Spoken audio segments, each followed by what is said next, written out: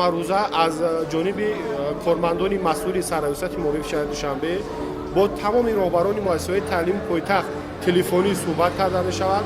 Вобаста ба саломатии кӯдакону саломатии омӯзгорон маълумотро ҷамъоварӣ карда мешавад ва хушбахтона таи ҳафтаҳои охир ягон ҳолати бемор шудани омӯзгорон ё ки хонандагон яъне ба қайд гирифта нашудааст.